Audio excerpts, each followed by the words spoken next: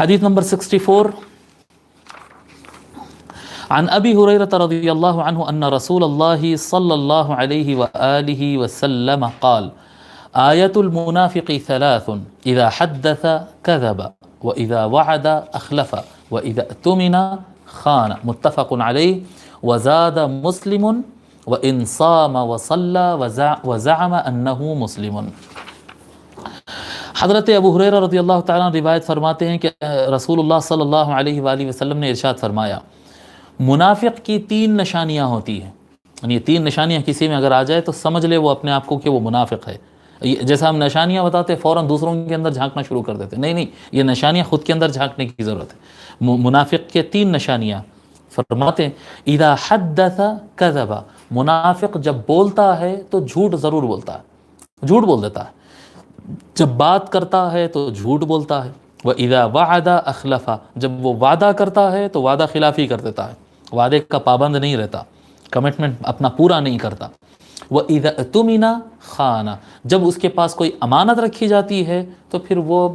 کیا کہتے ہیں بےمانی کر دیتا ہے، خیانت کر دیتا ہے، جی امانت داری سے کام نہیں کرتا، پیسوں میں اور مال میں کسی بھی چیز میں جو ہے خیانت کر دیتا ہے، خیانت کر دیتا ہے۔ اللہ اکبر۔ یہ حدیث متفق علیہ ہے، اور البتہ مسلم شریف میں اس میں الفاظ تھوڑا سا اضافہ ہے، جو الفاظ پیچھے آ رہے ہیں وَإِن صَامَ وَصَلَّى وَزَعَمَ أَنَّهُ مسلم، یہ الفاظ ادھر آخر میں نہیں ہیں، یہ بیچ میں ہیں۔ دیکھیے میں حدیث پڑھ رہا ہوں پھر شروع سے، آپ حدیث نمبر سے دیکھیں، آپ حدیث نمبر 64 عن ابی ہریرہ رضی اللہ عنہ، مسلم شریف میں اس طرح سے ہے عن ابی ہریرہ رضی اللہ عنہ ان رسول اللہ صلی اللہ علیہ وآلہ وسلم قال آیت المنافق ثلاث وَإِن صَامَ وَصَلَّى وَزَعَمَ أَنَّهُ مُسْلِمٌ إِذَا حَدَّثَ كَذِبَ، یعنی لفظ ثلاثن کے بعد یہ جو پیچھے کی ایک لائن آئی ہے نا اگلے پیج پر جو لائن آ رہی وہ لائن اس کے بیچ میں ہے، اس کا معنی کیا ہوگا؟ منافق کے 3 نشانیاں ہوتے ہیں، پھر وَإِن صَامَ وَصَلَّى، اگرچہ وہ روزے رکھے، اگرچہ وہ نمازیں پڑھے، اگرچہ وہ دعویٰ کرے وہ مسلم ہے، وَإِن صَامَ وَصَلَّى وَزَعَمَ أَنَّهُ مسلم، اگرچہ وہ روزے رکھے، اگرچہ وہ نمازیں پڑھے، اگرچہ وہ دعویٰ کرے کہ وہ مسلمان ہے، مسلم اپنے آپ کو کہتا ہے، تب بھی وہ سارا نماز روزہ اپنی جگہ ہے، لیکن اگر وہ بات کرتا ہے تو جھوٹ بولتا ہے، وعدہ کرتا ہے تو وعدہ خلافی کرتا ہے، اور امانت رکھی جائے تو خیانت کرتا ہے۔ اگر وہ 3 کام کرتا ہے تو اس کے نماز روزے دعوے سب اپنی جگہ، وہ منافق ہی ہے، پھر وہ مسلم اور مومن نہیں ہے، وہ مسلم اور مومن نہیں ہے، وہ منافق ہے۔ اب دیکھیے جھوٹ بولنا آج کے زمانے میں کتنا آسان ہو گیا ہے، اللہ ماشاء اللہ، پتہ نہیں میں اپنے یعنی جن سے ملاقاتیں ہوتی ہیں، جن سے بیٹھتا ہوں بات کرتا ہوں، بہت کم لوگ سے میری ملاقاتیں بہت کم لوگ سے ہوتی ہے، لیکن اس کے باوجود بھی میں کہتا ہوں کہ میں کہہ سکتا ہوں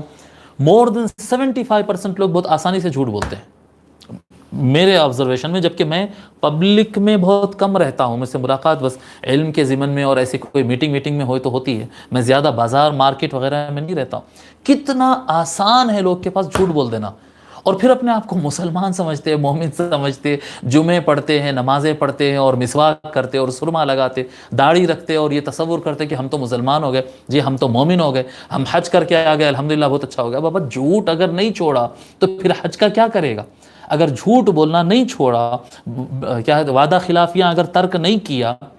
تو پھر کیا مطلب ہے ان روزوں کا، ان نمازوں کا؟ کیا کریں گے رمضان کے 30 روزے رہ کر؟ کیا کریں گے پیر اور جمعرات کے روزے رکھ کر؟ کیا کریں گے محرم کے روزے اور شعبان کے روزے رکھ کر؟ کیا مطلب رکھتے ہیں یہ؟ حضور صلی اللہ علیہ وسلم صاف فرما رہے ہیں روزے رکھ لے، نمازیں پڑھ لے، اگر جھوٹ بولنا نہیں چھوڑا تو وہ مومن نہیں ہے، وہ منافق ہے، وہ مومن نہیں۔ یہ جھوٹ بولنا منافقت کی علامت ہے، وعدہ خلافی منافقت کی علامت ہے، یہ امانت میں خیانت کرنا، پیسوں میں اونچ نیچ کرنا، یہ